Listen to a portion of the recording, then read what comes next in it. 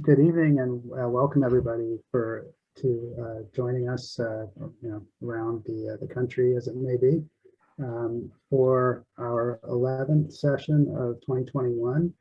And this is the kind of third, I guess really we're wrapping up and concluding the third series of our last couple of years. These things started as meetings around conference tables in Philadelphia in the winter and spring of 19, and obviously since the pandemic spring of 20 and transitioned to online in the spring of 20. And so that has been obviously in many ways a curse, but in some ways a blessing in terms of bringing a lot of people together that might not have had a chance to get together, and bringing a lot of experts in from around the country. But this is our third series, that breaking down barriers to building science in support of improving our efforts towards the AIA 2030 commitment. And we certainly would be remiss not to remind everybody of the importance of signing on to the 2030 commitment. The goal being to get to carbon neutral by 2030. I think we probably see every day the importance of that manifesting itself in some way. And just a reminder to everybody that this is not a hard thing to do. It takes a little bit of time, but it's quite quick to report each of our projects. And most of us probably already has several of the data points in our heads if you're actively working on a given project. And just to kind of underscore that, the steps to becoming a signatory firm are fairly straightforward. First, you sign a commitment letter. There's examples of those letters on the 2030 commitment website. The next step then is to create a sustainability action plan. There's also guidance documents for that. And then the first step is to really, for the first time, report your projects, your office's projects, to the DDX, the Design Data Exchange. And then from that, you'll start to understand where your firm stands, and then start to kind of work towards improving for the next year. And so it's a process that you tend to improve every year just by understanding where you stand to start out with. And as you see on the slide here, there's a number of resources out there, and our group ourselves are a resource that are more than willing to help any of our attendees with getting their firm signed on to the 2030 commitment. So also just a note on these presentations, we record them and we put them on our AI Philly Coat YouTube page, which has become quite a repository of presentations on a myriad of topics, most recently on building science, but a number of other monthly presentations. And as you mentioned too, we are also here to support firms in signing on to the 2030 commitment, creating sustainability action plans, and we do have office hours available twice a month. So please do join us. Oops, sorry about that. And just a reminder, a couple of housekeeping items. You'll see a link to a Google form pop up in the chat to sign in and confirm your attendance for CEU credits. This particular presentation is in process right now with the CEU application, so we expect that to go through, but just to let everybody know, it is in process. As we're going through the talk, please drop your questions in the chat and we'll pick them up. And we do have a Q&A session planned and a panel discussion planned following the initial presentations by our presenters. And then just as a reminder to everyone, we are recording so that we can reference these sessions later. So with that, I'm going to pass it over to Jonky to introduce tonight's talk and our presenters. Okay. Thanks, Josh. Hi, everyone. So Thank you so much for joining us as we talk about translating architectural models into energy models, and specifically on the topic of interoperability. Our learning objectives tonight are part of the reason why the learning units are still under review. We're diving really deep into what it takes to translate a BIM model to a building energy model, and some of the issues with interoperability, and what we can do as architects to make that process a little bit more seamless. And so we have joining us today, sorry, there's a little bit of a lag here. Josh, if you want to just go forward for me. Yep. So today we're, as Josh mentioned, we're going to do a panel discussion, and we have 4 panelists who are joining us today. We have Justin Shultz, who is a senior building performance analyst and associate principal at EYP.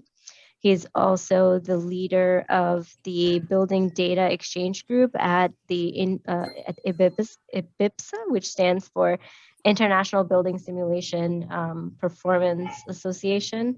And he's going to talk a little bit more about that. We also have Jeffrey Oullette, who is a chief progress advocate at Joe Consulting, and Mostapha is joining us. He's the co-founder of Ladybug Tools, and he's going to talk a little bit about their newest product, Pollination. And lastly, we have Arif, Hanif, who is an engineer and team lead of custom dev group at Affiliated Engineers Incorporated. So let's dive in. So with that, I think the next slide is Arif. You can kind of, oh no, sorry, Justin. Hey, can you hear me? Yep. Great. Let's see. Great. So small point of clarification, I do not lead the building data exchange. I lead the BIM to BPM subgroup of a building data exchange. We got a whole team, and that's kind of what I'm going to break down here. There's a group many of you may or may not be familiar with called Abyssa USA. This is the International Building Performance Simulation Association. They are the US chapter of Abyssa. There's Abyssa chapters all over the world, but we have our own little one for the United States. And within there's many different committees around research, education, communication, finances, committees, even the education. They help support the building energy modeling professional certificate with ASHRAE. The research group supports Project Stasio, which many of you may be familiar with. They're the website with all the really beautiful building performance graphics and how do you tell a story via results and whatnot. So that's great. And what I want to talk about today is the building data exchange, as well as the BIM to BPM group. Now, before I do so, I want to highlight the mission statement. The mission of the Abyssa USA is to advance and promote the science of building simulation in order to improve design, construction, operation, and maintenance of new and existing buildings. So where our group comes into this is that when it comes to the science of building simulation, we as designers, building energy modelers, end up spending a tremendous amount of time redrawing the geometry that you guys are doing in your architecture models. So that is a huge time-consuming process, one in which we think detracts from our ability to improve design, construction, operation, and maintenance of a project, because we're spending a lot of time redoing the work that you guys are already spending so much time doing. So that's where BIM to BPM really becomes a valuable topic, one which, as Jeffrey will talk about later, has been occurring for many, many years and is not going to go anywhere, but at the same point is a constant thing to tackle. So just to break down what BIM to BPM is, it's building information modeling using our standard CAD tools, our other building information modeling tools, and bringing it directly into building performance modeling. Now, the translation process is often not so seamless, and that's what I'm going to talk about here in a minute. But there's also tremendous value to any stakeholder, whether it's assessing the building for, area or quantities for daylight or energy consumption for HVAC design, or even just, how is the space being used in terms of occupancy density and ventilation requirements and whatnot. Information that we often put into our energy models very early on because they're common inputs that can be very useful information as parameters back in a BIM model. So ideally, we really do want to think about a process that is cyclical, but even just getting from a BIM model to a basic building performance model like an energy model is tremendously challenging because of the geometry phase step, which is still not a very well established process. There we go. So one of the ways in which information is transferred between a BIM and a building performance model like an energy model is through schema. Just to highlight these briefly, many of you may have actually already heard of them. There's GBXML, IFC, Honeybee Schema, and the HPJSON, each of which really tried to take aspects of the building and translate it into a common format. GBXML uses the XML format, which is a very common format used to structure data, just like JSON is a very common format, and IFC is its own. So the point is, they translate all of the information from an architecture model. Sorry, they're not translating, they're just storing that information.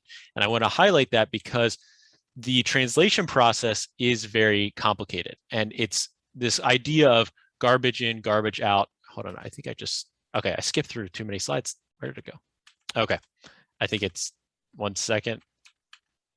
Okay, that's fine. So the process is a garbage in, garbage out process. Now, that's not to say that the architecture model is garbage, it's just a very different purpose. Now, a model that's developed for building information modeling for architectural purposes, we all know is used for construction. It's the clarity of the visual details is most important, along with the specs that add a lot of those details. And a BIM model in particular is for creating, managing information for a built asset. While building performance modeling is to evaluate the performance, it's used for code compliance and sustainability checks, and it's to create and manage information for performance. They have very different uses, but at the same point, they do have an overlap of information that's revolving around geometry, building systems, and people. So it's this idea that there is a lot shared between them, but at the same point, they're developed for different reasons, which has a lot of impact on how they're useful for different groups.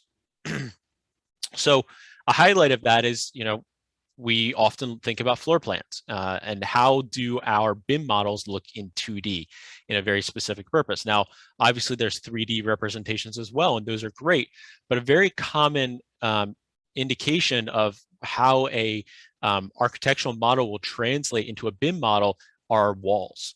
In particular, does your BIM model, maybe a Revit model or some other BIM package, do you have a wall that represents your exterior wall and a wall that represents your interior wall? And I don't mean like did not do that. Okay, there we go. I think we're good. And I don't mean an interior wall. I mean that the single exterior wall, instead of it being a cross section of gypsum studs, maybe it's a concrete wall and then some kind of paneled outside. Instead, it's actually part of two separate models where there's an interior model that represents the interior faces and an exterior model, maybe the architectural model that has the exterior faces. That is a tremendously difficult thing to parse for these tools because it doesn't know which model should we be hooking up as exterior. Where do we put the center line? How do we align each of the walls adjacent to each other? So there's a lot of translation difficulties that when it comes to the tools that are available on the market, every tool pretty much offers a GBXML export or IFC export. And there's a lot of tools coming out that say, we can take your BIM model and bring it right into our process and then export as an energy model, which are wonderful because we constantly need these tools to push the industry forward.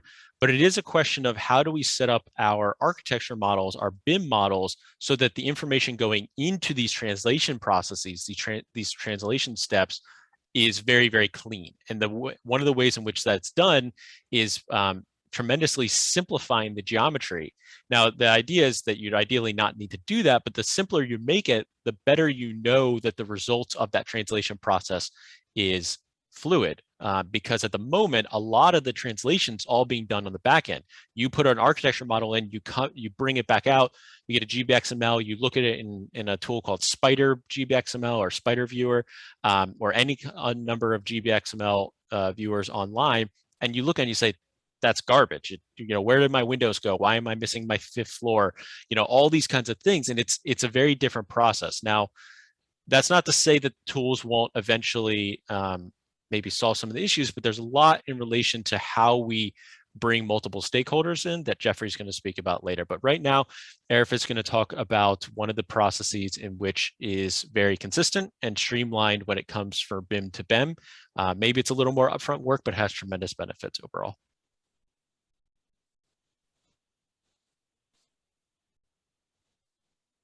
All right. Let's see if I got this. All right, cool. Can everybody hear me?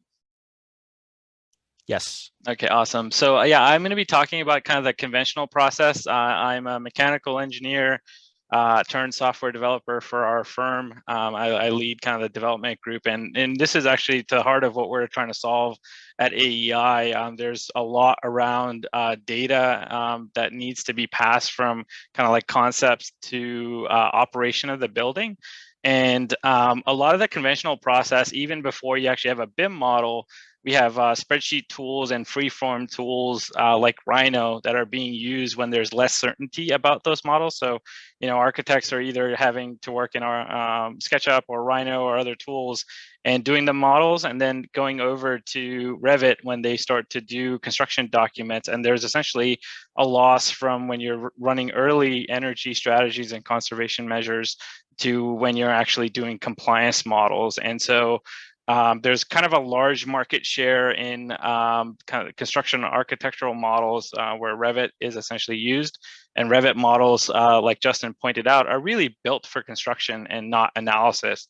And to perform the analysis, if it was just one analysis, it would be an easy problem to solve. But architects and engineers have to work together to essentially do a lot of different types of analysis. And depending on if it's lighting, daylighting, glare, energy, parametrics, fluid dynamics for comfort, all of these tools basically have proprietary engines that you have to pass data in and out of, which leads to waste and inefficiency and typically long lead times. If you've ever asked an engineer to run an energy model, you might be getting a response back in 2 to 3 weeks. And it's because of the things that we're talking about today that lead to a lot of those inefficiencies. Right. So this is typical of a lot of engineering firms. This is actually what happens at AEI. Oh, there's a lag. Let's go back one. So there's a lot of manual process today that exists at a lot of engineering firms. You get architectural floor plans in AutoCAD, Revit. Some engineers might not be comfortable with technology, so they're taking spreadsheet takeoffs, and then they're going into these BIM tools and doing some sort of analysis. And then beyond that, you also have additional calculations like lead calculations or embodied carbon calculations, and then you're trying to actually do the construction models and whatnot. So this is what the industry looks like today. It's very fragmented, and that's the conversation that we're having today. And so from a conventional perspective, there's a lot of pain points around models that are built for construction. I've put up an example on the screen here of a model where you essentially have these pain points that are curtain walls, columns, false walls, custom envelope families. There's a lot that you can do inside of these either freeform tools or Revit. And they lead to a lot of inefficiencies for a thermal simulation engine. And so we actually have to go through this process either in this proprietary engine or in Revit itself and cleaning through that process. And this is something that we've worked on at AEI. We went through this process of possibly using Dynamo or scripting and even custom add-ins to do an automatic translation. And there's just so many variations between how, if you're working for one architect versus another architect as a BIM consultant, there could be millions of rules. And that's essentially what we're trying to do at AEI, actually, is just try to create those rules engines to say, you know, if we're working with this architect, this is the translation process that needs to occur. And we've created this process on the other side where it's a very dumbed down model. It doesn't matter how it's being done on the architectural side. All we care about are exterior walls and windows, some shading, and kind of the space classification. And so the opportunities that we saw were to reduce the number of times the geometry is redrawn. That was a big part of the time it took to do these models.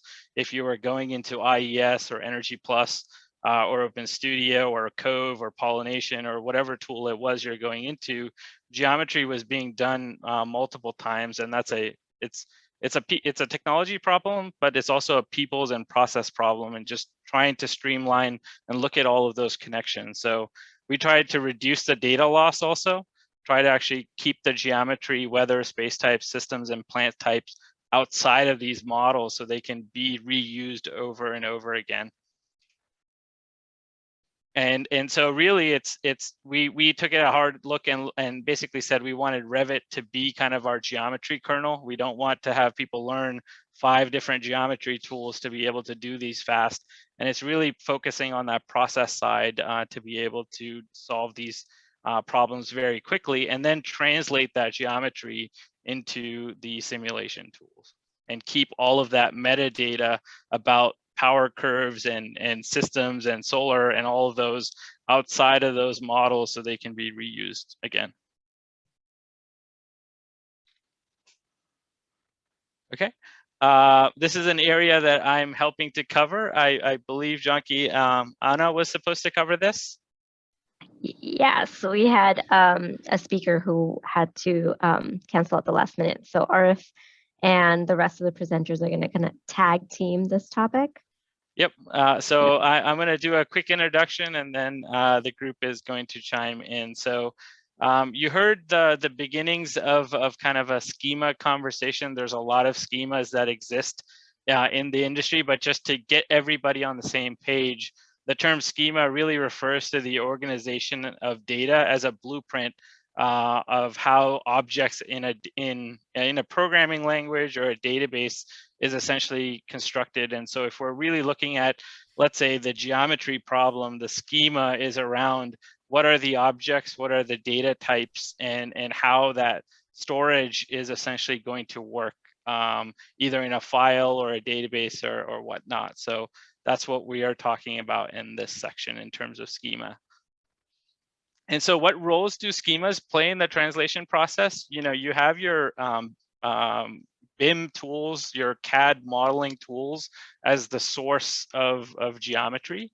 And then you essentially need some way to translate through the different types of information that you need in the simulation software or any other type of 3D or 4D software that you're trying to essentially work with. There has to be this translation layer. And that's where we're talking about schemas. And the 2 prominent ones that exist in the BEM space at the moment are GBXML and IFC. And then I think Mostapha is going to talk about HBJSON, which is a schema that Ladybug Tools has essentially created. So that allows you to essentially take data out of BIM models, put them into a file storage or database, and then use that data to essentially translate that information. And that can go to multiple different engines beyond just building performance analysis. But in this case, for us, a lot of the time, a lot of the industry for BIM specifically is focusing on Energy Plus at the moment because it's an open source tool available from NREL and the Department of Energy.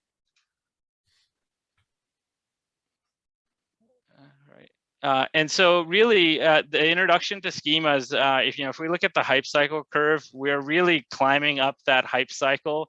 I think the others are going to chime in around this and what their thoughts are. But essentially, from my perspective, we shouldn't actually need to know about schemas as the end user, the tools to work and do their interoperability.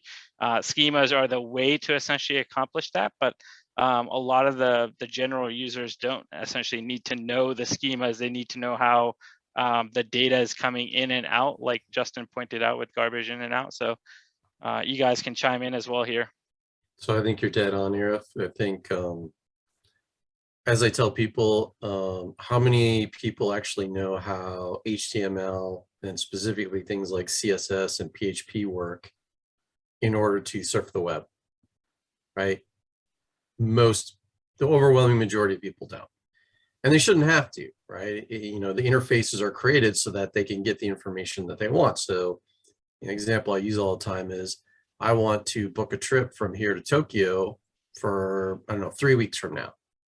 I can go a multitude of travel websites. I can, using the interfaces, say, give them what my criteria is, and then they spit out the information. And then they can give you links, how to purchase those things, and, you know, all of that information, all of that occurs. And sadly, I think our part of the computing industry is a bit behind, because we see that as possible, but I think, you know, and I'll talk about later, it's getting people to come together and agree on the ways to fix it. I think right now we're kind of in that point where there's a lot of solutions being thrown out there, and it's a matter of, well, what's going to stick?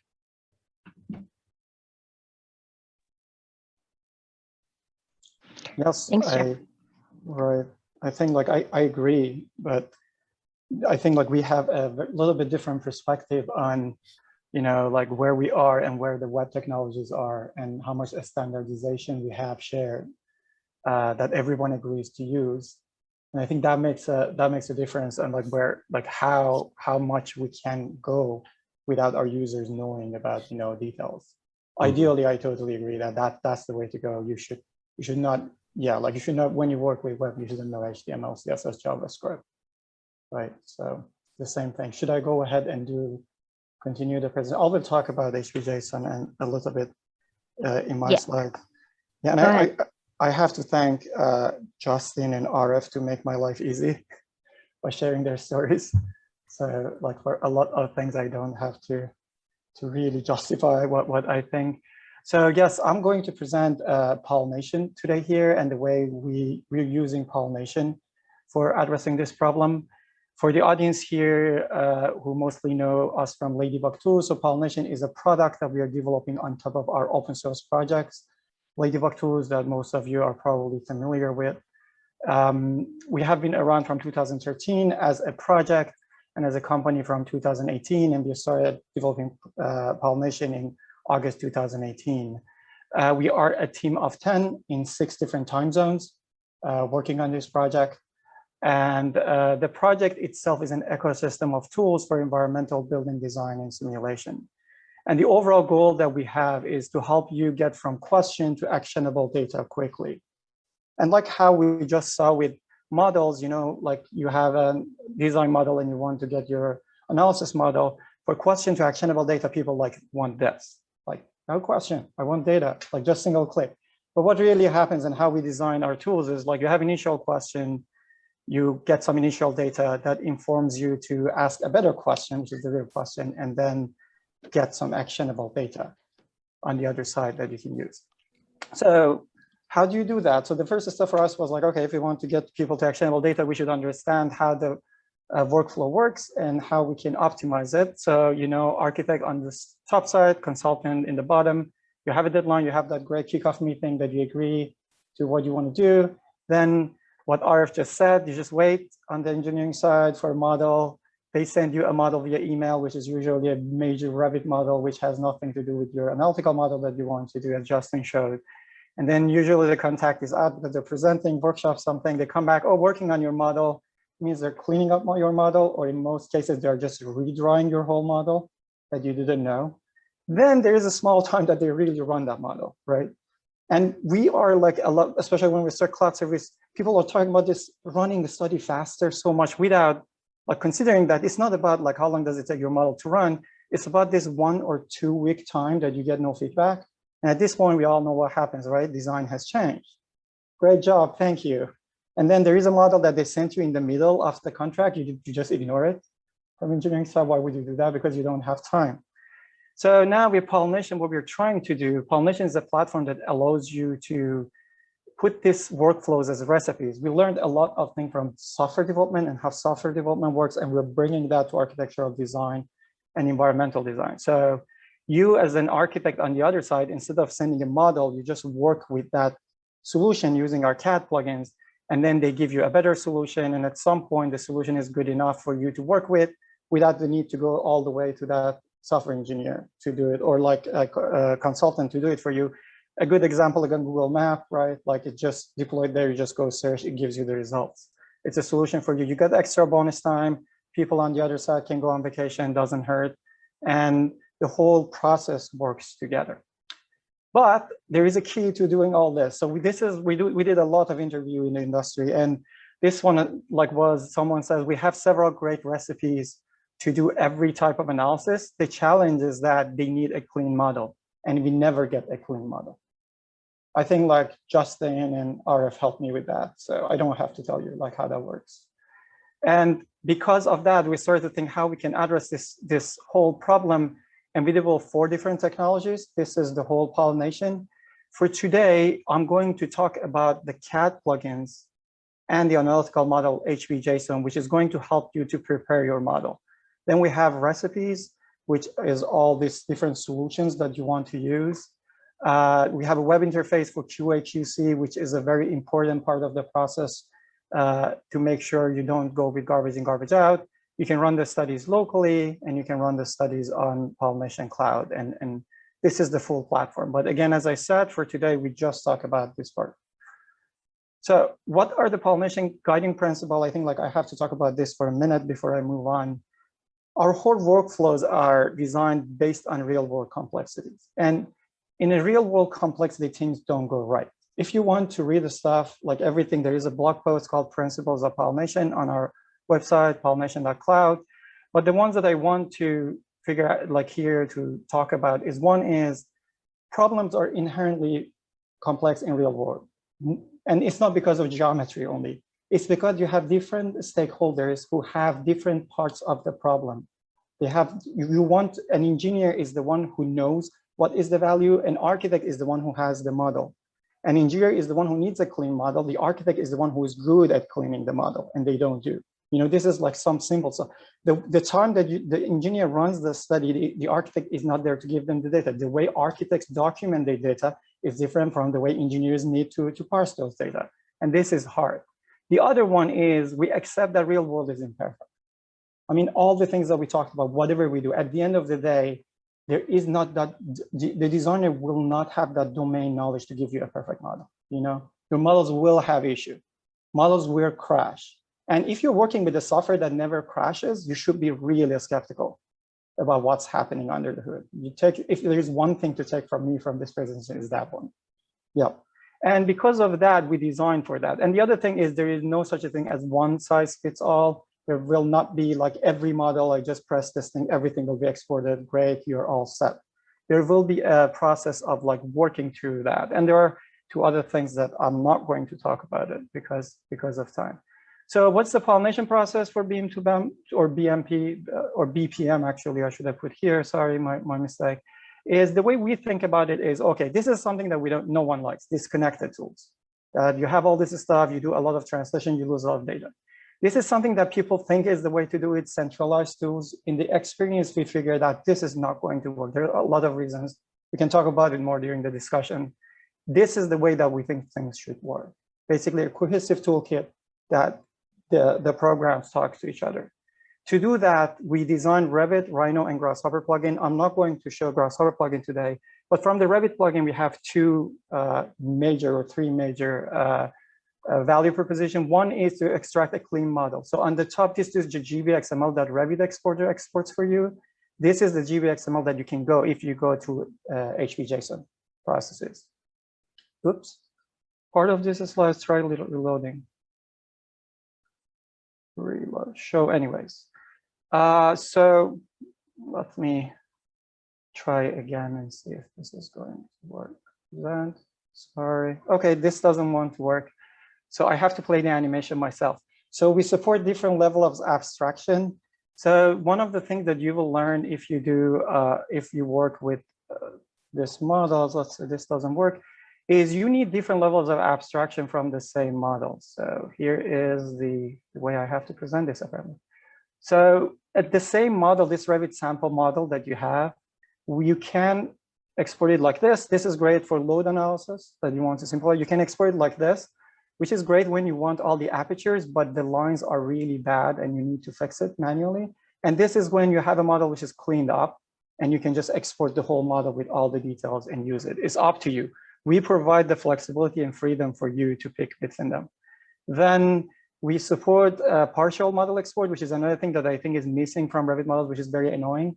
Especially during the process, sometimes you just need part of the model to do all the study. I go back to presentation. On the Rhino side, we give you full access to do the things that are very common in 3D modeling, but in energy modeling is really hard to do. And you can handle large models. We have built models with thousands of zones inside Rhino, and thanks to Rhino, it doesn't crash. We also add a full set of practices to help you figure out what are the issues with model before they become a problem. This is an example that in 3D, you can see the zones that doesn't exactly match that what they are very close to each other. This is an example, the same example in 2D. As they said, the models are built for different reasons. So for energy modeling, it's really important for these lines to match. So you can do the heat transfer correctly and your model goes clean. In architectural design, you don't really care. So we have processes to help the energy designers to figure this out and fix it correctly. And I don't know what was that slide or was. Oh, and we also provide sync model, which again, something we have learned from software development that allows you to sync your model and basically cherry pick the parts that you want to bring your model, which allows you to keep working on the design model while the engineering side are adding extra data or metadata to your model. Okay, and how all this is possible? Let's go back to schema. It's all about validation. If you can't validate between these three different tools, all this thing looks nice on paper, but it's not going to work. So we added validation to all the CAD tools. So when you have a model, you can run the validation command and see if your model is validated. The reason it's happening is because of HBJSON, which is an open source schema that we developed in collaboration with NREL Open Studio team. The reason we developed this, knowing there are other schemas available, is it comes with built-in validator. There are only 5 geometry rules, so you don't need to know all the geometry rules. We offload a lot of geometry, making the geometry work on translation layer. So you can quickly export your geometry and the rest is the responsibility on us. It is developed from the start for multi-engine schema from day one, not like some that they just additionally add extra things. And then it's scriptable. I think this is very important. I know there are not that many developers here, but things being scriptable means you can automate them and you can, and that's the key to make things fast. Okay, I go faster here. So this is how HBJSON make things happen in the, just to give you an idea of how things work. And as a result, for example, for the Rhino plugin that we have, you can basically go from many formats, go to a lot of other formats. It doesn't mean like all these formats, we keep all the data, but if you go from HBJSON to HBJSON, we keep all the data. So there is no data loss. And if you want to read more about this, there is a blog post, again, that you can check, goes through the process of how you go from Revit to Rhino and then go to IES and Open Studio. We have a user meetup next week, November 18th, that if you want to really see how this things works in practice, we're going to show it there to Pollination community. I have also to thank the Department of Energy and the SBIR award, which supported part of this work.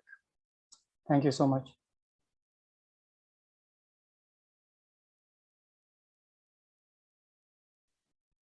Thanks, Mostapha. I'm going to share my screen unless Josh, are you back?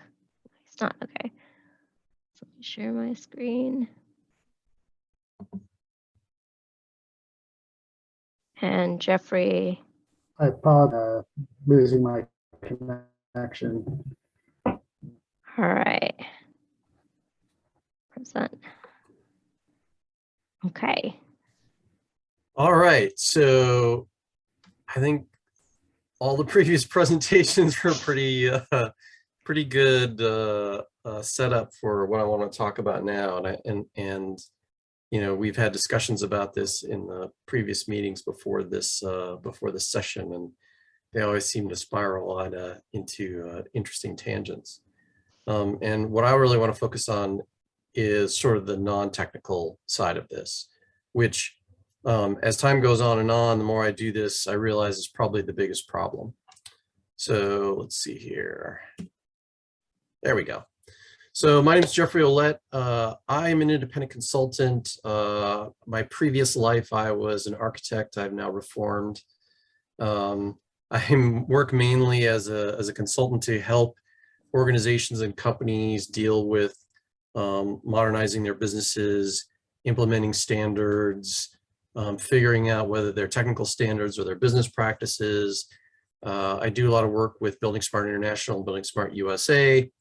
And, you know, so this is the perspective I'm going to be presenting from is, you know, what are we trying to do at an international level to even talk about this issue in a way that we can begin to solve problems. And, you know, the key thing that I like to talk to my clients about is, well, you know, what are the problems first? Like, how can we talk about solutions when we need to have an agreement on what the issues are?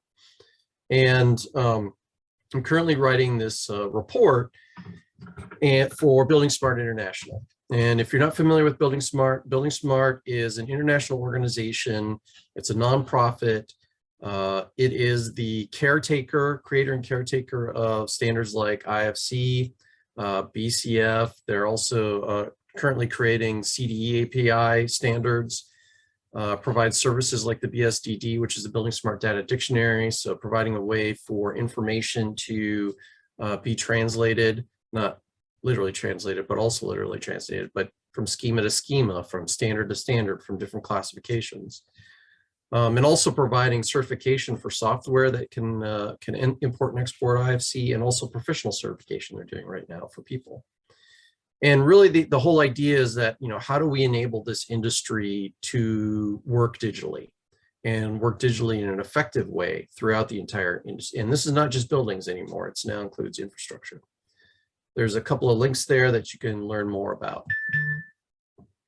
Okay, oops, gotta go back one. So at Building Smart, we have a process. We have a process to develop these standards, and we call it the BSI process. It's a consensus process. It is a formalized structure that says somebody has an idea at the very beginning. They have to write this idea down and present it in a way that gets a larger group of people to look at it and say, okay, we understand this, we see the value in it, we want to move forward as a project. Or they look at it and they give you feedback and say, maybe this needs to be developed a little bit further. And so it goes through multiple steps that are constantly reviewed by people in the community, by the governance structure in the community. And as it matures and provides a technical capability and proves itself through prototypes and implementations, can ultimately become a standard. But it requires a lot of input and a lot of action by an international committee a community in order to get done. And one of these projects that we're doing right now, the one that I'm authoring, is this development, an IDM development, or information delivery manual development for building energy modeling. And what does that mean? Well, it's trying to provide a consensus baseline for understanding what are all of the challenges and issues involved with trying to create interoperability between BIM and BEM, right? Or building performance simulation, or whatever other acronyms you want to use. But as was mentioned before, they're two related, but they're different things. And we know it's important to be able to move information between the two of them, and even, you know, back and forth. But like I said, rather than going in and solving the problem, we're trying to develop a report that lists what all of the issues are, right? So what are all these precedent technologies and standards and methodologies? There have been some previous efforts of trying to use IFC. What do those look like? Why have they succeeded or failed? What are all these other challenging or important factors? So things like, you know, standards that might be required regionally or locally or nationally. What about, you know, the different climate zones, how do they respond, or how they're addressed by different technologies? What about modeling? And then ideas like stakeholders and roles. There's so many people involved that depending on the project, those roles that are assigned to the different people as a part of the project team, they may change constantly. And then one of the things that the development report does do is sort of lay a groundwork to begin the discussions, saying, here are some possible points of interaction between BIM and BEM and what that data transfer might look like. And the idea is not to say this is what it looks like, but it's a starting point for subsequent projects to say, okay, we can take this, say, early conceptual design and begin to form a consensus around what does it look like on the BIM side, what does it look like on the BEM side, and then figure out how to make that connection between them. And so, one of the things that I've learned, because like I said, I come from the architecture background. I worked in software for 12 and a half years, both on the product design part and now on the, and then on the engineer, and then on the product marketing part.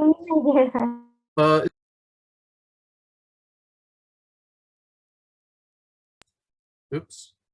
There's a lot of factors involved, right? There are a lot of different technologies and methodologies. There are so many standards out there. I've had over 400 comments that came from our expert panel, and about 30% of them were on standards and further research into the technologies that are out there. As I said before about stakeholders, they're always changing. Projects are always so different in what their needs are and how they're developed for doing, building performance and simulation analysis is always going to be different.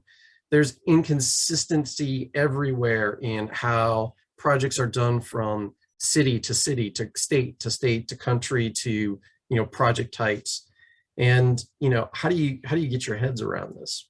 How do you even provide a solution? And like was mentioned before, there's not really, one solution that fits all. And so the part of the process in the report is to say, okay, can we at least begin to develop a consensus ground truth on the problems and the facts on the ground, right? We're telling people is don't come to the table knowing what the solution is, because that's not the point. The point is, can we at least gather up all the information about what all the different problems are, and then have everybody look at those with open eyes and recognize that those problems are real and they're valid for different people in different ways. And by acknowledging all those complexities and the diversity of needs, then I think you sort of make that first step. So US philosopher back in the 1800s, John Dewey made this quote, a problem well put is half solved. And I think this is the thing that we try to do from the Building Smart International side, is bringing people together and then go through the process of really figuring out what the problem is. And at that point, then those solutions, or that ability to reach towards the solutions, become a bit less fraught. And it's a challenge, because what you're hoping with, is everyone comes with the best intentions, right? That you're in a process where people are respectfully sitting around the table. They're maybe using Robert's Rules of Order, and they're trying to have this measured discussion. Everybody gets to say their piece. Everybody's listening, and you act as I like to say, with sports, you act as a team. You're all moving in the same direction. Everybody has their roles, and it's moving forward. But reality is that a lot of times it ends up like a cage match. And you got people that come in that say, nope, I'm the expert here. I know how it's going to be done, and this is the way we're going to do it. And then you got the stakeholder sitting over there going, no, wait a minute. I'm the guy with the money. I know I have to get it done this way. You're going to do it my way. And, then all of the fights break out. And believe me, in my case, it's kind of a real thing, because I had a panel with 35 experts. And in some cases, I got about 10 different answers for the same, or 10 different remarks for the same section of the report, and they all went off in wildly different directions. And some of them were actually quite rude. Some of them, I was being called out by people who, you know, had done a lot of academic research in the area and just basically said, I don't know what the point of this is. We already know what the solution is we integrate integrated project delivery on all projects. We just simplify what the technologies are, and we go forward from there. Now, I'm a process guy, and I'm not even sure what to do with that. But what it brought, I think, to the forefront was this whole idea of, okay, what we really need is get people to sit down and have this idea of a discussion that says, what do you know? And then do you understand that you don't know everything?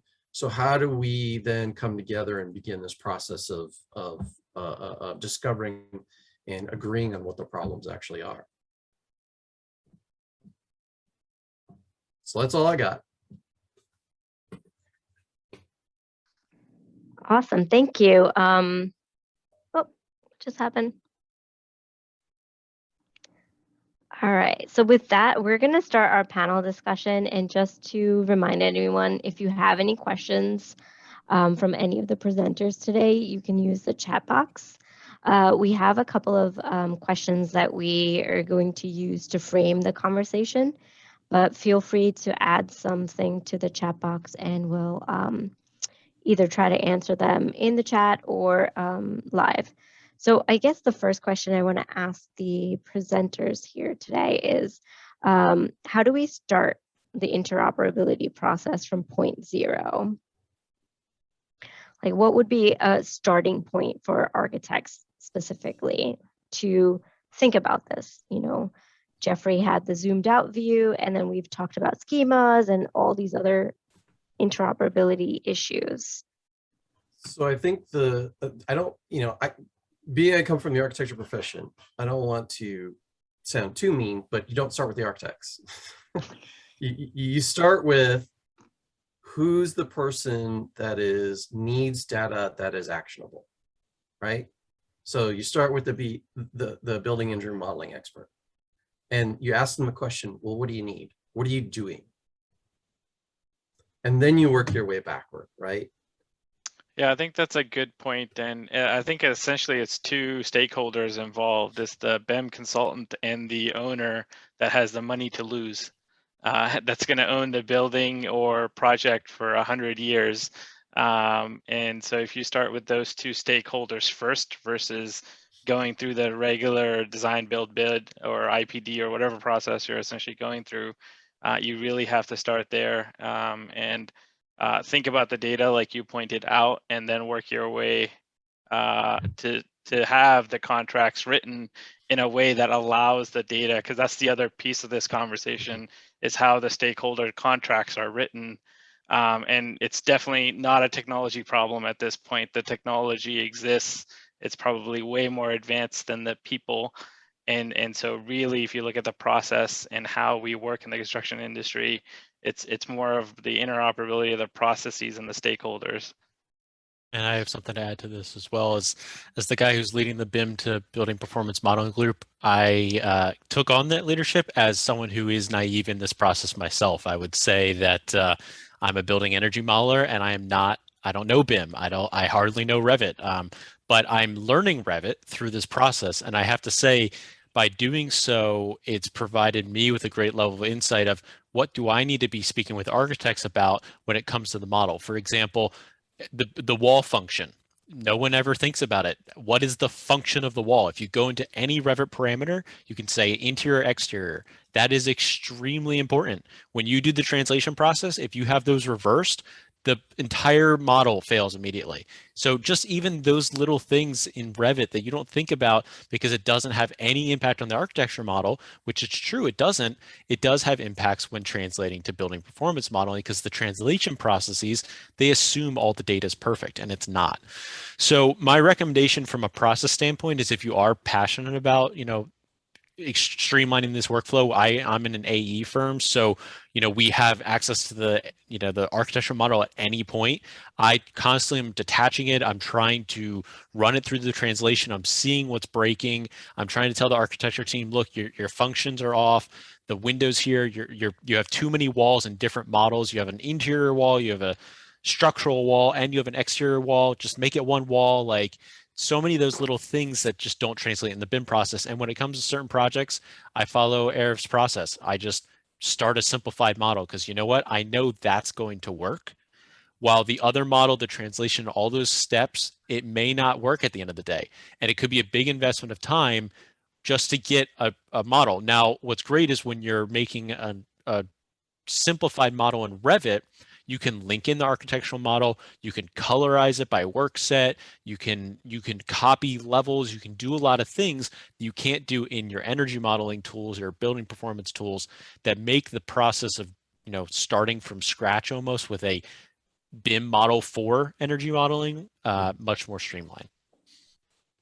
Yeah, the only thing I'll add to that, Justin, is how much we learned over the past 3 years during this process to know what geometry matters and what doesn't. And if you don't break down that problem, we learned that you can redraw models in 2 hours for a 500,000 square foot building if you have the process locked down.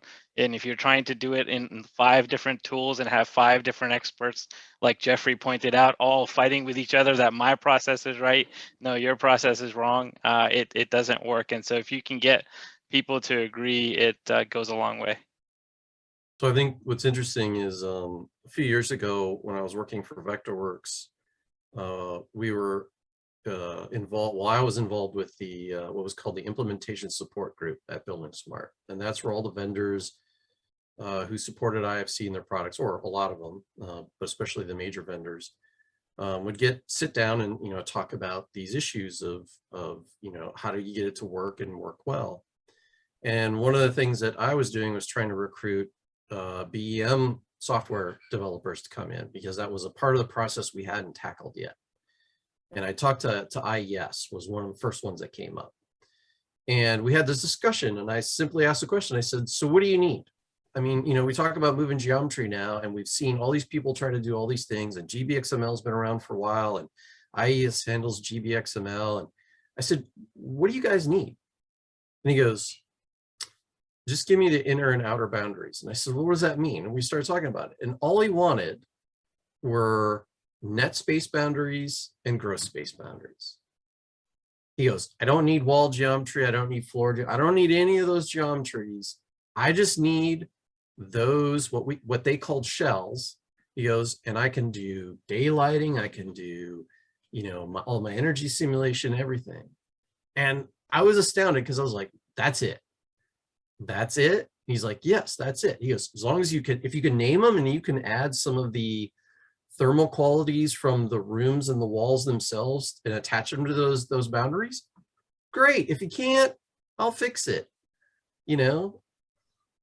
And that simplified everything, right? But that worked for IES. Now, it doesn't mean it necessarily worked for everybody, but I knew then that through using IFC and the ability of everybody to export spaces and space boundaries, okay, there was a possible solution. But again, one possible solution. All I had to do is ask the question, well, what do you need?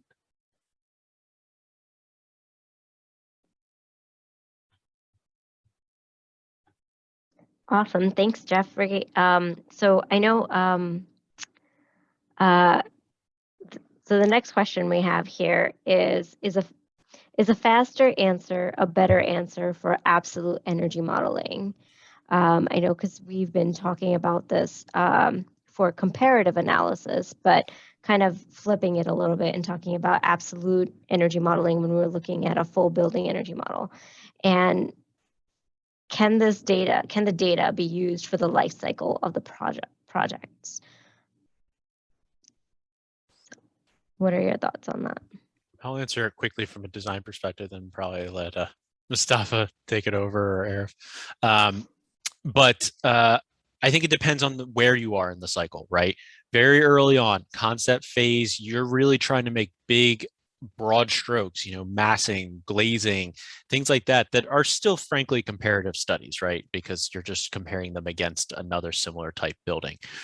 And those are the answers you typically want fast, because you know that they have pretty big downstream implications. And if you're spending too much time, 2 weeks making an energy model, the architect on the project probably already rotated the building and put the glazing and all these other factors. So it is important to get fast answers at times, but the fact of the matter is you probably don't need a true BIM to BPM solution at that time. So what we talked about in our previous workflows is, at the point at which you are creating a BIM to BPM translation, whether that's the simplified BIM model or you're using a tool that's translating it wonderfully, it's the continuity of data that is most valuable. Yeah, I agree. I wanted to add that I think it's really important. I mean, you say absolute energy modeling, but I think it depends on the question. What do you want to get out of the question? And based on what are the parameters that you're concerned about during the design process, I think the way your consultant will do the analysis will be different. I think that's the part that can get lost. And I don't think the speed really for energy modeling, what is the longest time that the energy modeling itself takes? If you're talking about the translation process, I think Justin had it right on early on. Most of the time you don't need a full model to get the answer to your question, depending on the question. Yeah, and for us at AEI, the data for the life cycle of the project is actually the most important part. Having plant information, power curves, space type schedules, all of those things translate. Those are the biggest waste of time beyond geometry of if you lose that data and you're recreating it in different software doing picks and clicks.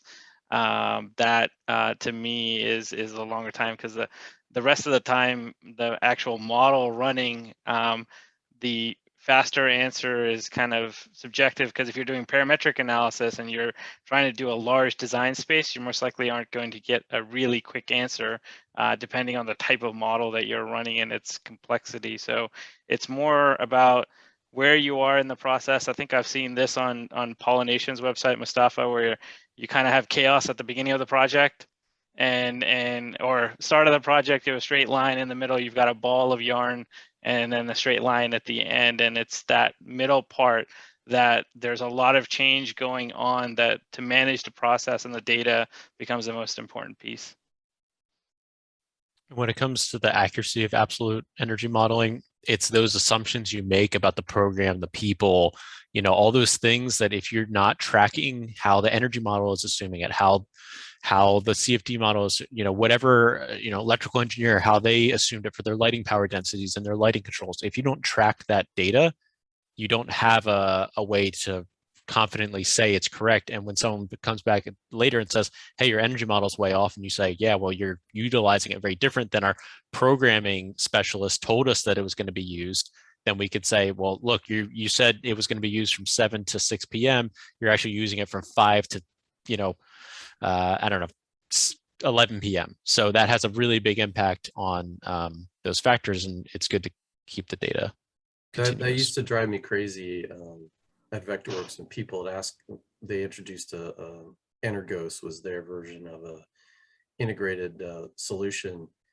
And I said, well, any one of these is a best guess, right? Because there's the two greatest unpredictable factors in all of this, which is weather, not climate, but weather, but now climate seems to be unpredictable, and human behavior.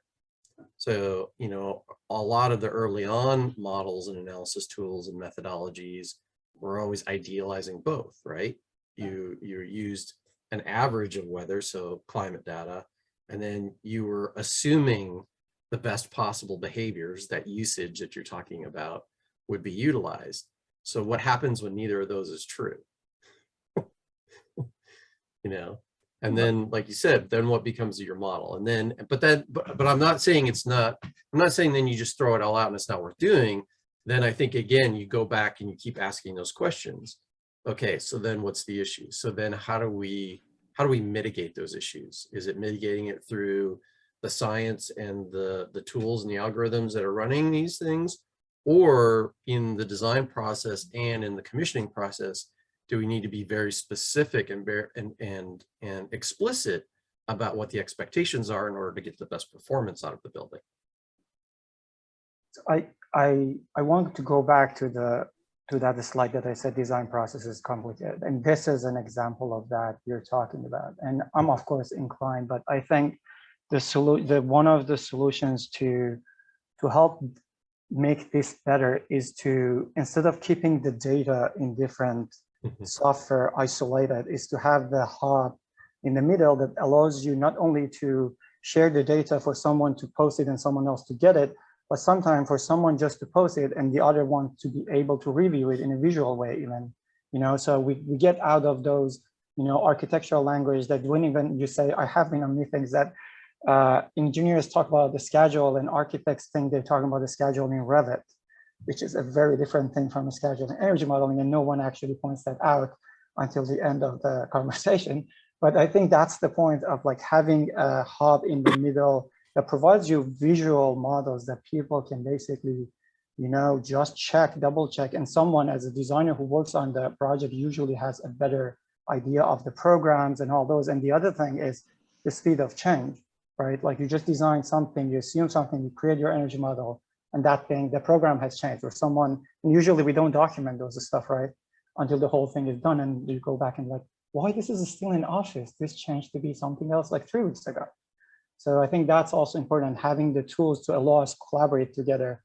And going back to software developers, there are examples out there. It's not something that we have to develop from scratch. Great. I just saw a comment or a question come in. I thought we might want to read it since it's a great question.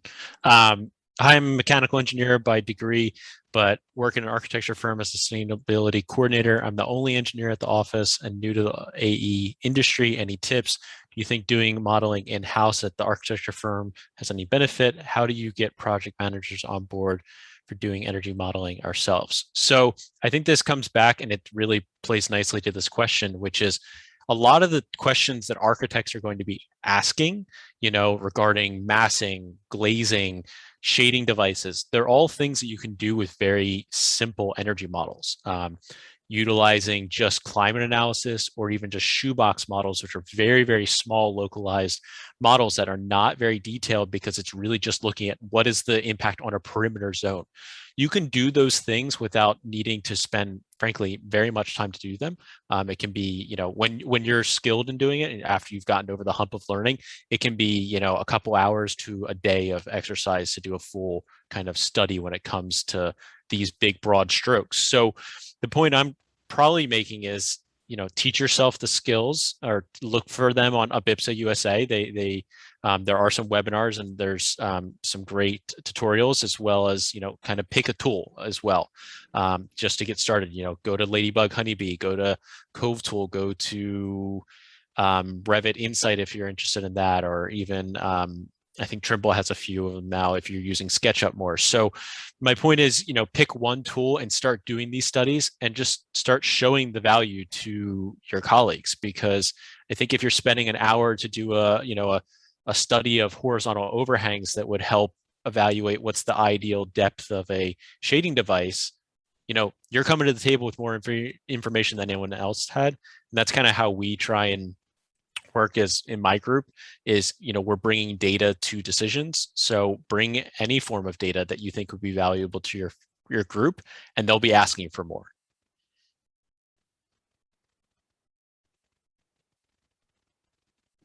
I think that was a really great, yeah. Go ahead, Jeffrey. I guess it depends on the, the complexity of what you're doing too. I mean, if I'm going to commission if I'm going to commission a $250 million project, I don't think I'm going to put that burden on the architect unless the architect has all the specialized resources to do that, right? I would hire, Arif's firm to do it. But on the same side, as a mechanical engineer or as an architect, it's also, as Justin said, to have enough knowledge. So then when Arif and his people ask you the questions about something they need, you have the ability to go, oh yeah, I know exactly what he's asking for. And you can say, nope, don't know that yet. Or, yep, I can get that for you. Or here's where you look for it. But yeah, I think a lot of it just depends on how deep down the rabbit hole do you want to go. Yeah. I would definitely start with some early analysis tools. I think that's the best place, given that, you're an architecture firm, and it still provides tremendous engineering value. Even just analyzing something like the glazing has really big impacts on the entire mechanical system loads and the design of the systems, energy consumption, et cetera, et cetera. And you can go deep. I mean, it could just be how much, window to wall ratio do you want? What about, then you can get into different glazing types. Then you could use Ladybug and Honeybee to evaluate triple pane glazing versus double pane using radiative and downdraft thermal comfort factors. So like you can go really deep just in one area, but start simple. Start with an analysis of window to wall ratio in just a certain space to look at things like daylight and energy simultaneously. And Mostapha, are you guys still highlighting your Hydra site? Because I still use that thing all the time. Right. I mean, if you are a Ladybug Tools user, yes, that's the legacy plugins. We are working on new tutorials for the new ones. But yes, that's still the place to go. So based on the question that you have, that's what I wanted to say. I mean, energy modeling is really like when you say, should we doing more energy modeling? The thing is like, for what exactly? Like depends if like why you're using it. But yes, I think Hydra, as mentioned, is a good place to see what are the kind of problems that you can answer at different stages of design and see what are the workflows available for that to be used. Awesome. So I know there's one question I skipped in the beginning because I wanted to start with the interoperability like 0.0, but I want to go back to it. So I'm sure there's a lot of people who are actually wondering this, and Justin just shared the Hydra share link in the chat, but do we really need two models? I guess, like, what are the benefits? We touched on it a little bit in, but what are like the benefits and how does it relate to other emerging areas beyond just energy modeling, like carbon accounting, electrification, CFD, etc.? I mean, is this going like, do we really need to make two models versus one, or is it like, do we need only two models versus like 10? I think the question was revolving. I think it's a bit of both, Mostapha. Take your take on it. There's no one BIM. There's no one BIM, and I think that early thing that you showed, Justin, and I think, or maybe as you, Mostapha, about this idealized version of the the BIM in the middle, and everybody's. I think very quickly people have realized no. They can be federated. There can be lots of these models that are federated in a certain way. It can be linked. We're doing more and more about being able to do that. But there's not just two models. There's, for every discipline there's a model, and there could be multiple versions depending on things within that discipline. Yeah, in a lot of ways we're already. Sorry, go ahead, Justin. I was just going to say, we're already doing that with all of our linked models. Very few Revit models at this point have, mechanical, electrical, architecture, interiors all in the same model. They're all in their own respective model and then linking the necessary information. So the question is, do we just add one more model, which is a sustainability, a building performance model, that it's utilizing a more simplified workflow, like Arif mentioned, to then do additional things like calculations. So, Arif, I think you have more insight on that. Yeah, I think it depends on what you're talking about. If you're talking about models in terms of the way that we work today, then yeah, you need multiple models, file formats essentially. If you're talking about data exchange, not really. You can head down the path of a federated model, schema, whatever way you want to put it, and so each person is basically pushing and pulling the information that they need. Each machine, I guess, is doing that. So it really just depends on how you're approaching this problem. And for us at AEI, we're heading down this path of there's no such thing as a model. I don't care about Revit. I don't care about Rhino or anything. I just care about my data. And I need to store it some way. I need to translate it, and then I need to perform a calculation. Those are my processes that needs to exist. Doesn't matter where it's coming from. There could be millions of formats. I need to be able to deal with that because we're in an apps economy.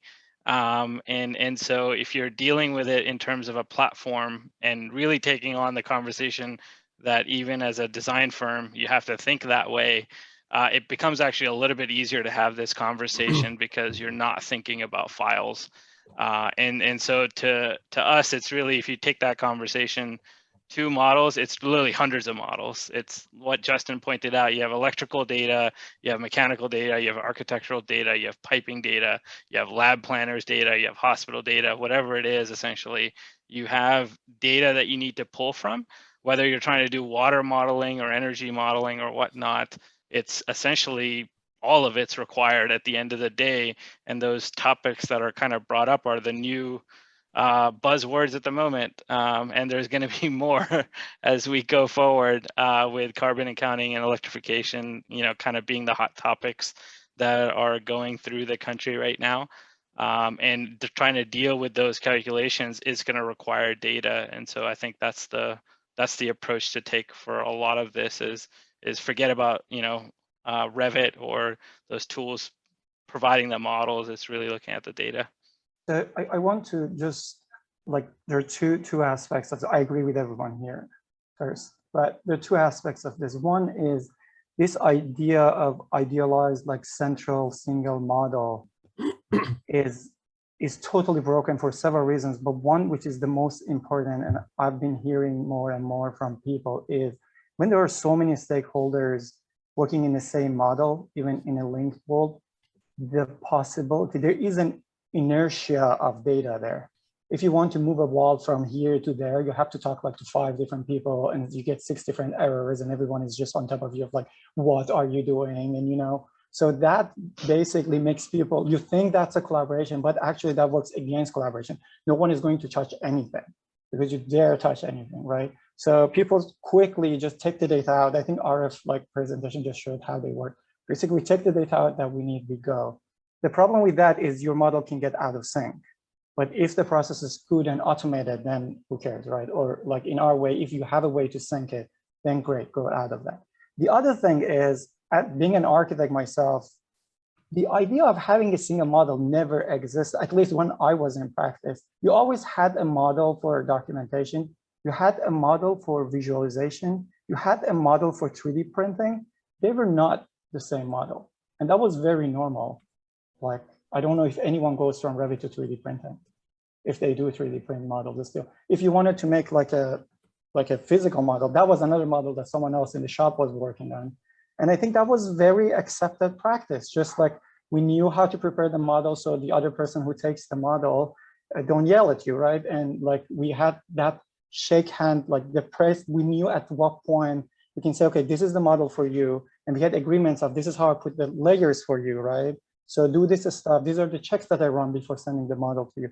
So yeah, I think it's a very common thing in architecture, and why it shouldn't be the same when with building energy modeling. We just need more agreements. We need more automated testing, I think, in the process, AKA validation, to make sure when we hand the model over, it is workable. I mean, close to simulatable. It doesn't mean the model is accurate. Yeah, I think you were dealing with an idealized situation there, Mostapha. I think a lot of that also comes from the perspective of building energy modelers, building performance modelers like myself need help with BIM. At the end of the day, we're not BIM experts. So for us to say we're just going to pick up Revit or whatever tool, doesn't matter, and start drawing out the building like we can in our own tools, it's uncomfortable for us. So, we need some help from you architects that say, hey, I actually heard about this process where we could take Revit and plug it right into energy modeling. Would you be interested in learning with me? And you as the architect can learn some of the language of building energy modeling. We as the building energy modelers can help learn the language of architecture. And I've been learning it myself. It's not straightforward and I need help. And I've been reaching out. Luckily, we have a few groups that are very supportive, and it's been oh, I would recommend using Copy Monitor. And I tried Copy Monitor. I'm it didn't really work because it didn't access these factors. And they're okay, try this instead. And I'm I don't even know the terms that they're telling me because, one of the best things to learn is how to Google energy modeling terms, right? Now I'm learning how to Google Revit terms so that I'm using parameters and families and elements and components and all these things that you wouldn't know unless you're embedded. Or Justin, Man, you did it. You slipped down the rabbit hole. You're poor Alice now, man. We're a very heavy Revit firm, so I had to dive deep into it. No, and I understand that. And I think part of the problem is you know, while the idea of BIM has been around for a while, the tools have been around for a while, to be honest, I still see so many terrible implementations by people of these tools and trying to create BIMs. And, you know, a large part of it is because it's a high threshold, right? And so I can't even begin to speak to the building performance simulation or the building, you know, performance modeling side, the level, the threshold needed to get those tools to work to get out results. I can just tell you from the BIM side, as simple as the software vendors try to make it, users still find ways to make it hard. Sorry, that's just the way it is. And they need to do a better job of making it easier. Yes, I believe that too. I'm not going to pull any punches on any side of this, but like I said, I think a large part of it is just communicating, you know, finding out what does the other person know, what do they know about their own tools, and then, you know, making sure you're clear about saying, well, you know, what do you want or what do I want? Yeah, I agree to that. A lot of the times it's a situation where we receive or I'm working on a model and I see a problem in it that impacts me significantly. And it's a question of, do I go back to the architect and say, or, you know, whoever's designing, say, hey, can you fix this in the Revit model so that when I export again, it's correct? Or do I just fix it in my building energy model? And that's ideally the latter isn't what you want to do, because the next time you go to export it, it's going to be still there again. So, you know, there's a lot of value in addressing those communications and those barriers, like wall functions, like aligning to center line, which may not be important for a lot of architecture projects, has a really big impact on the export of a Revit model for GBXML. It uses the center line, which means if you have a wall that's 300 millimeters thick and a wall that's 50 millimeters thick, and they're aligned face to face, the GBXML is completely broken at this point because it doesn't know how to align two walls that are totally different in terms of alignment in the, you know, an X direction. So many things like that we've just learned through trial and error. Thanks, Justin. That was really informative. We have one more question that I kind of wanted to tie together to the last question that we have like 2 minutes left for, so it'll be like a quick intro. But Shannon had a question, or it's kind of like question/comment, like, what are your thoughts on integrating models so they can continue to report, recycle, and maintain buildings rather than being retired at project closeout? And I thought it kind of tied into, like, what are your thoughts on the future of interoperability? Where do you see this going? What Shannon is suggesting, is that even a reality to allow project models to become like living models while the building is occupied later, or like models on apps as on the phone? I'll drop the buzzword really quick. Everyone's probably referring to digital twins. And it's still, frankly, the same issue: garbage in, garbage out. You need to be aware of the data that's present in the model. And, you know, no amount of translation is going to make that perfect. I don't think that we'll ever have a tool that's smart enough to completely translate everything perfectly. As Mostapha was saying, be suspicious. So, you know, I think we need to, in a lot of ways, become more aware of the information that is being tracked and important for translation, so that becomes more interoperable in of itself. I mean, I think it'll happen. Boeing has literally petabytes of data on their newest airplanes, right? And it's not just design data. It is the things that keep coming during manufacturing and testing and all of these things. It is living data. Now, the idea of model, I think, is another thing we have to get over the hump and say it is data. It is a repository of information that, depending on how you look at it, whatever tools, whatever, you know, interfaces that you use, you're going to get what you need out of it in terms of information. And, you know, the rest of, like I said, there's so many other aspects of computing that already do this and do it well. We're just still trying to figure out how to get there with what we do with our data sets, with our processes and workflows. Awesome. Did any of the other panelists have anything to add? Because I think we're right at time. I mean, if you have time, I think I stay in the middle of the two here. I don't think most of the airplanes are built by contractors, right? They're built by professionals who really, like, there are standards processes of like the way they build the stuff. I think in building industry, we have this challenge of most of the buildings are actually out of the circle of people here who are talking about all this. We don't build those, like contractors do. Yeah, it's not a vertically integrated Right. system just yet. So yes, yeah, the maybe yet so. part, yeah. That's the thing that we need to change a lot to be able to enforce a lot of this standardized thing that we talk about. But at some point we should get there, but there will always be like a system. If we can, I'm a big fan of, you know, like between, just going back to the topic of geometry, between 100% translation and drawing everything from scratch. I like solutions that get you 90% there and you work on it 10%. So I hope the future is also similar, that like 90% of the stuff are there, 10% needs human interaction maybe to get it right for that iteration of the building until you have a change that needs another interaction with the model. I'll take Sarah's question actually that just came in. It's have you seen any firms incorporate energy modeling standards info into Revit templates? And we are trying to do that now, but I wonder if anyone has inputs on this. And I didn't get a chance to spend a lot of time in this during my section, but essentially our Revit, our BIM standards actually include simplified stuff for energy modeling. So this is something that we recently got into over the past year or two. We actually have a process for how to draw a clean model. And it created documentation on it, you know, what matters, things like Justin pointed out, you know, where are you measuring your wall center line to, filters, color schemes, all of those things that you really are getting to, what information are you after in the models?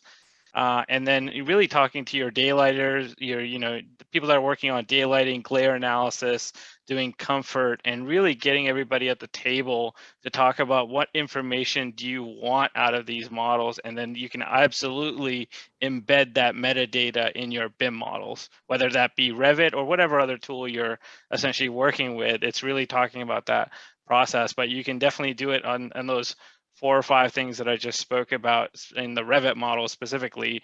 Create a analytical template like you have a mechanical or architectural template.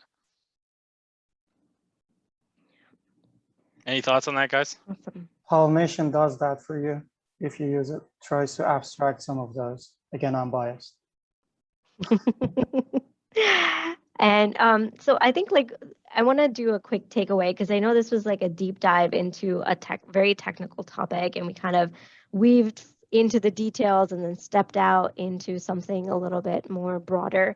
But I think the biggest takeaway for me is that we need to do a better job communicating what the end result should be at the beginning, or like what we're looking for, right? And have that conversation with our engineers or consultants and architects ahead of time. And then the technology is there to do it. It's just that question and setting up the expectations up front. Is that a good way to like summarize like what we really need? Absolutely. Yeah, that was great. Yeah. Okay. Awesome. So with that, actually, I'm going to skip to the Q&A. We do have our last session coming up Monday, December 13th, and we're going to be talking about designing effective contracts for energy modeling. So that's the other piece of it, right? There's contracts and budgets and everything else and risk assessment with all of this great energy modeling topic. So we're going to do that next month. And if you're, we also have our upcoming monthly meeting on November 18th from 8 a.m. to 9 a.m. We're always looking for new members and people to join us. So keep that in the back of your mind. Thank you to all of our presenters. Justin, thanks for making the connection with the Abyssa chapter, and see He sucked some me in too. things. Yeah. Awesome. Well, thank you. And Thank you. we'll All right, take care, guys. Thanks. take care. Have a Bye. great night.